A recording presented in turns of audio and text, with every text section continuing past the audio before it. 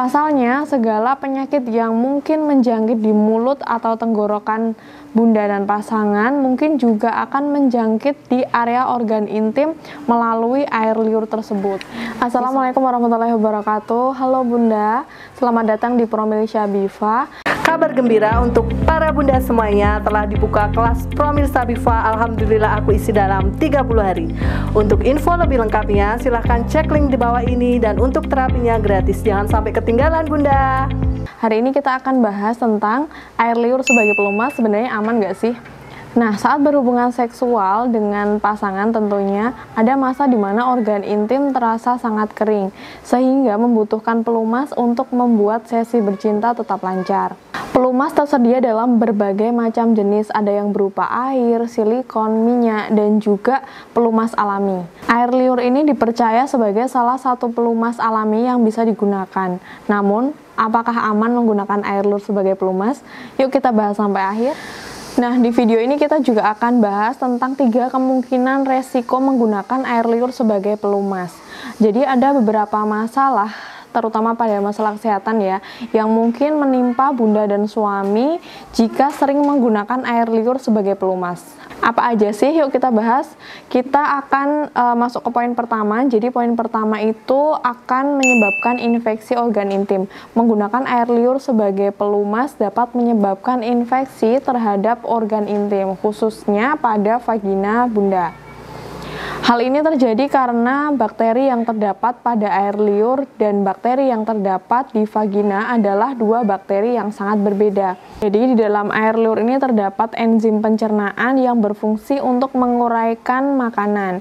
Saat bakteri dan enzim tersebut berada di vagina, mikrobioma vagina mungkin rusak hingga menyebabkan terbentuknya infeksi jamur atau vaginosis bakteri. Kedua jenis masalah kesehatan ini terbentuk saat air liur ini digunakan sebagai pelumas saat hubungan seksual. Saat itu, air liur menyebabkan ekosistem di vagina akan terganggu, sehingga terjadi ketidakseimbangan jamur dan bakteri secara alami yang ada di vagina. Jamur dan bakteri Jamur dan bakteri inilah yang tidak seimbang akan menyebabkan infeksi. Oke, untuk poin yang kedua, air liur ini ketika digunakan sebagai pelumas juga mempengaruhi jumlah produksi sperma. Menggunakan air liur sebagai pelumas saat berhubungan intim ternyata dapat memberikan pengaruh terhadap produksi sperma juga, khususnya pada pria yang memang sudah mengalami penurunan jumlah sperma sebelumnya. Namun, pada orang yang memiliki jumlah produksi sperma yang normal, kondisi ini mungkin tidak terjadi.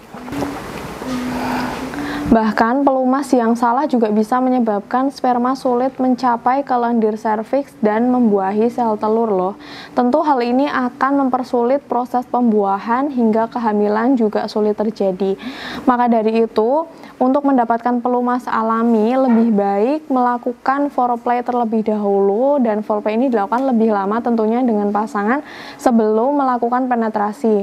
Hal ini akan mendorong produksi pelumas dari tubuh, terutama pada bunda ya, jadi nanti akan ada pelumas atau pelicin secara alami. Untuk poin yang ketiga atau poin yang terakhir, air liur ini juga akan menyebabkan atau menimbulkan penyakit menular seksual. Menggunakan air liur sebagai pelumas saat berhubungan intim dengan pasangan ternyata juga berpotensi menimbulkan penyakit menular seksual. Pasalnya, segala penyakit yang mungkin menjangkit di mulut atau tenggorokan bunda dan pasangan mungkin juga akan menjangkit di area organ intim melalui air liur tersebut. Misalnya, jika bunda atau pasangan memiliki luka herpes yang terbuka, kemudian menggunakan air liurnya sebagai pelumas saat berhubungan intim, dimungkinkan atau akan berpotensi mengalami herpes pada organ intim setelah berhubungan seksual. Tidak hanya itu, masih banyak sekali penyakit menular seksual yang bisa menular melalui air liur ini selain herpes ya. Ada pula penyakit lain, misal gonore, klamidia, HPV, sifilis, trichomoniasis yang bisa menular dari mulut ke area mulut ke area genital melalui air liur. Sayangnya, bunda dan pasangan mungkin tidak menyadari kondisi ini sebab penyakit menular seksual kondisi tersebut biasanya tidak memiliki gejala yang berarti. Lebih baik disiapkan selalu pelumas lain yang mungkin lebih aman dan efektif untuk melancarkan hubungan bunda dan pasangan. Oke bunda, sampai di sini dulu penjelasan tentang air liur aman atau enggak untuk berhubungan seksual atau sebagai pelumas. Jadi inti dari pembahasan ini adalah kurang aman ya, atau sebaiknya memang melakukan foreplay dulu atau menggunakan pelumas yang bisa dibeli di apotek. Sekian dulu video kali ini, semoga bermanfaat. Jangan lupa subscribe, like, komen, dan share video ini. Jangan lupa juga nyalakan lonceng notifikasinya agar bunda dan pasangan tahu setiap Promil Syabifah upload video terbaru. Wassalamualaikum warahmatullahi wabarakatuh. Kabar gembira untuk para bunda semuanya, telah dibuka kelas Promil Syabifah. Alhamdulillah aku isi dalam 30 hari. Untuk info lebih lengkapnya silahkan cek link di bawah ini, dan untuk terapinya gratis. Jangan sampai ketinggalan bunda.